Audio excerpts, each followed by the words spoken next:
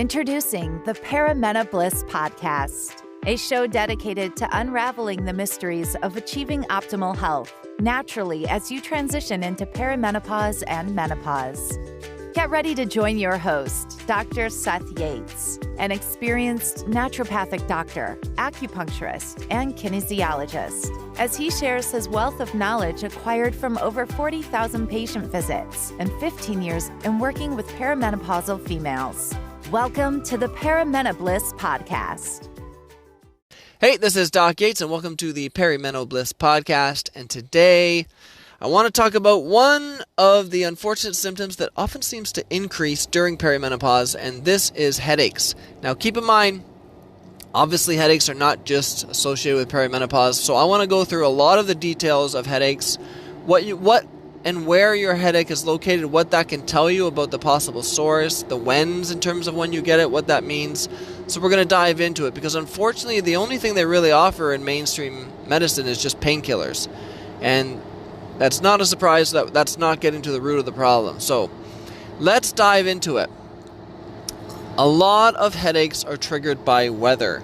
But what I have found in practice is that headaches that are triggered by weather are often more inflammatory in nature. In most cases, when you really clean up someone's diet, the headaches that flare up with weather changes, I'm talking about, there's a storm coming in the next day, a drop in barometric pressure, it's overcast, those types of headaches.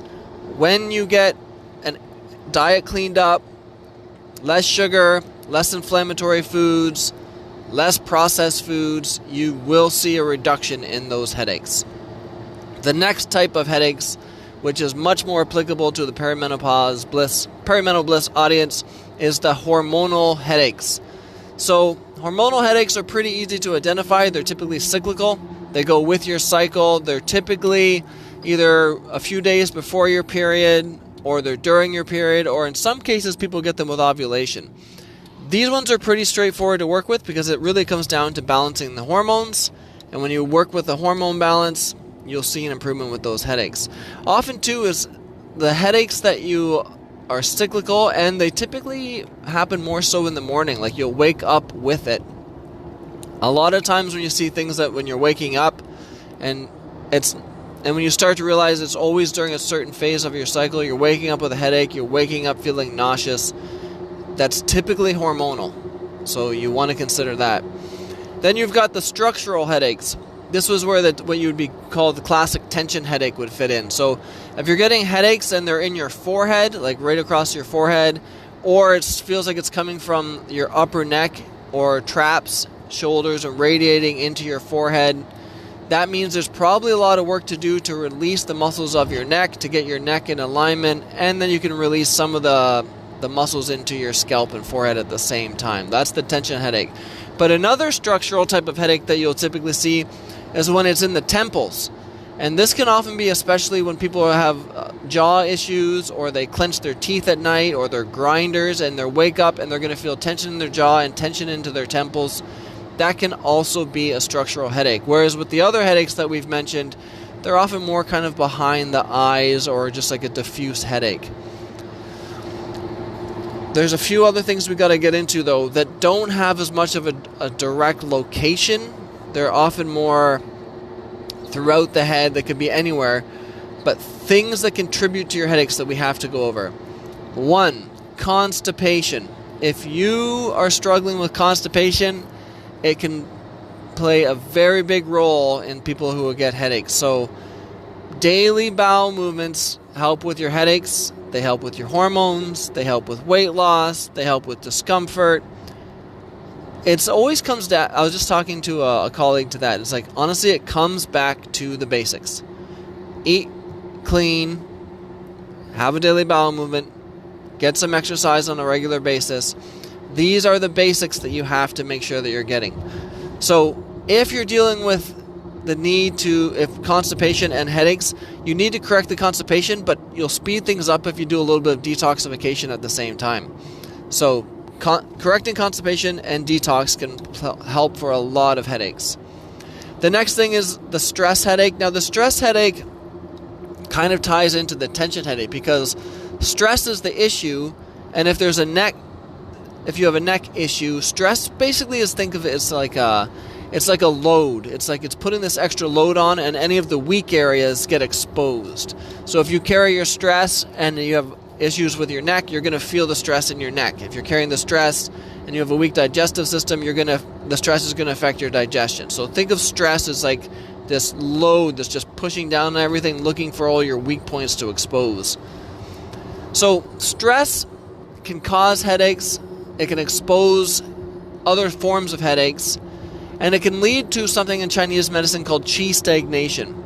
So in Chinese medicine, you have this energy called qi, and it's supposed to flow evenly and easily through your body. And when you get stressed, everything kind of gets locked up, and it leads to this blockage. And the blockage of qi is an underlying problem for many symptoms. Well, technically, they would consider all symptoms almost. So this blockage of qi can be a form of your headaches. Now, this typically happens in what they would call, like, for this type of stress, we're thinking liver, gallbladder. So this is also headaches that are more along the sides of your head and going behind your eyes. That can be related with stress and qi stagnation. The nice thing is that it's one formula that you could use, one formula that could address constipation, detoxification, stress, qi stagnation, all in one. So if I was to list off some herbs off the top of my head, you definitely would want bupleurum. For a female, you'd want to add peony for sure. You could add some Western herbs like turkey rhubarb and dandelion root and burdock. Put those all together, get some blood nourishing, fix your constipation, fix your qi stagnation. Maybe add in one or two more stress herbs. I really like holy basil for that, and get that fixed. Lastly, the worst headache of all is the ice cream headache. Everyone knows the pain associated with the ice cream headache. The nice thing is it's a pretty easy fix. You just pull back on the ice cream, or a little life hack here for you.